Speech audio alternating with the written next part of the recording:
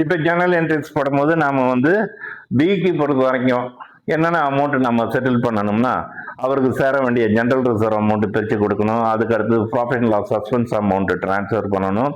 அதுக்கு அடுத்தது பொறுத்த வரைக்கும் யாருக்கு டிரான்ஸ்ஃபர் பண்ணணும்னா 2Bனுடைய கேபிட்டல் அக்கௌண்ட்டுக்கு டிரான்ஸ்ஃபர் பண்ணணும். இதுக்கு அடுத்தது இந்த சம்பளை பொறுத்த வரைக்கும் வந்து நமக்கு வந்து ரீவல்யூஷன் அக்கௌண்ட் கிடையாது. அதனால வந்து நம்ம வந்து முதல்ல போடுறது வந்து ஃபர்ஸ்ட் என்ட்ரிஸ் போடுறது வந்து ஜெனரல் ரிசர்வுக்கும் ப்ராஃபிட் அண்ட் லாஸ் சஸ்பென்ஸுக்கு மட்டும் போடுவோம். இப்போ என்ட்ரிஸ் எக்ஸ்பிளைன் பண்ணுறேன் பாருங்க.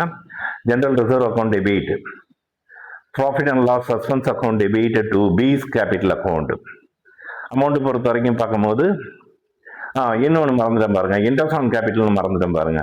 அப்போ அதை மூணுக்கும் சேர்த்து நம்ம ஒரு என்ட்ரிஸாக போட்டுருவோம். Interest on capital account debit, general reserve account debit, profit and loss suspense account debit to B's capital account.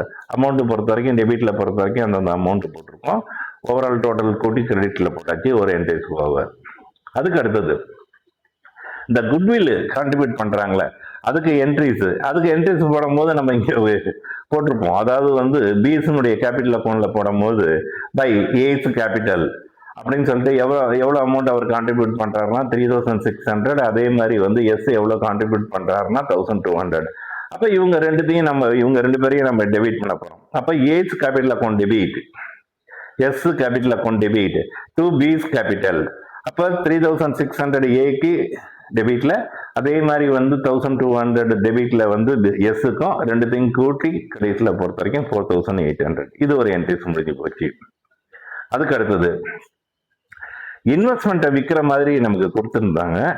இன்வெஸ்ட்மெண்ட்டை பொறுத்த வரைக்கும் பார்க்கும்போது எவ்வளவுக்கு சேல்ஸ் பண்ணியிருக்கோம்னா 16,200க்கு சேல்ஸ் பண்ணியிருக்கோம். அப்போ bank account debit 16,200 to investment account. அதனுடைய மதிப்பு எவ்வளோதான் பேலன்ஸ் ஷீட்ல காட்டுதுன்னா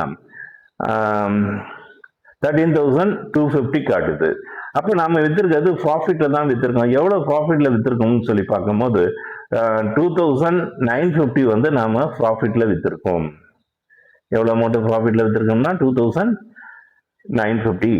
அப்போ வந்து இங்க பாத்தீங்கன்னா 16,200 டெபிட்ல. அப்போ இது ரெண்டுத்தையும் கூட்டினீங்கன்னா பொறுத்த வரைக்கும் பார்க்கும்போது எவ்வளோ அமௌண்ட் வருதுன்னா 16,200 வருது உங்களுக்கு. அடுத்தது இப்ப பீசனுடைய கேபிட்டல் அக்கௌண்ட்ல டூ சைட்ல வந்து பேலன்ஸ் ஆகுது. இந்த என்டையர் அமௌண்ட்டையும் வந்து நம்ம யாருக்கு கொடுக்கணும்னா பீனுடைய எக்ஸிக்யூட்டருக்கு கொடுக்கணும்.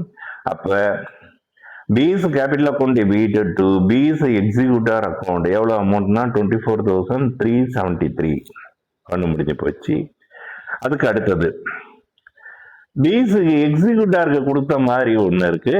அது வந்து எப்படின்னா வந்து அவருக்கு நம்ம பே பண்ண போறோம் எக்ஸிக்யூட்டருக்கு. அப்ப B's executor account debit to bank account போட்டு சேம் இதே அமௌண்ட்டை போட்டுடுங்க. அப்ப வந்து நம்ம கேபிட்டல் அக்கௌண்ட்ல பார்த்து போடும் போது B's capital account debit to B's executor account சொல்லி 24,373. அதுக்கு அடுத்தது நாம வந்து என்டையர் அமௌண்ட்டையுமே வந்து நம்ம வந்து என்ன பண்ண போறோம்னா வந்து பே பண்ண போறோம். அப்ப என்டையர் அமௌண்ட்டையும் பே பண்ணும் போது வந்து டோட்டலா ஓவராலா இந்த 24,373 அமௌண்ட்டையே பே பண்ண போறோம். அப்ப B's executor account debit to bank account 24,373. அதுக்கு அடுத்து கேபிட்டல் அக்கௌண்ட் உங்களுக்கு தான் ஆஸ் யூசுவல் எப்பொழுதும் போடுற மாதிரி தான் உங்களுக்கு. முதல்ல எடுத்தோன்னா பை பேலன்ஸ் அப்ராட் ஒன்று, அதுக்கு அடுத்து இன்ட்ரெஸ்ட் ஆன் கேபிட்டல், அதுக்கு அடுத்தது ஜெனரல் ரிசர்வ் டிரான்ஸ்ஃபரு, அதுக்கு அடுத்தது profit and loss suspense account, அடுத்தது கேபிட்டல் அமௌண்ட் கான்ட்ரிபியூட் பண்ணுறது வந்து 3,600, அதே மாதிரி வந்து எஸ் கான்ட்ரிபியூட் பண்ணுறது 1,200. இப்போ டெபிட் சைடில் ஒன்றுமே கிடையாது. கலை சைடில் ஓவரால் டோட்டல் போடும்போது 24,373 வருது. இந்த என்டையர் அமௌண்ட்டுமே உங்களுக்கு பேலன்ஸ் ஆகுது. இப்போ நம்ம பார்க்கறது வந்து பீஸ் எக்ஸிக்யூட்டர் அக்கௌண்ட் பார்க்குறோம். இந்த டெபிட் சைடு, இது கிரெடிட் சைடு. அப்போ கேபிட்டல் அக்கௌண்ட்ல பொறுத்த வரைக்கும் எக்ஸிக்யூட்டர் எங்கே பேலன்ஸ் ஆகுதுன்னா டூ சைடில் பேலன்ஸ் ஆனது. அப்போ எக்ஸிக்யூட்டர் அக்கௌண்ட்ல பீஸ் கேபிட்டல் அமௌண்ட் எங்கே வரும்னா பை சைடில் வந்துடுது. அப்போ கிரெடிட் சைடில் பொறுத்த வரைக்கும் 24,373 போட்டாச்சு. அக்கௌண்ட்டை க்ளோஸ் பண்ணுங்க.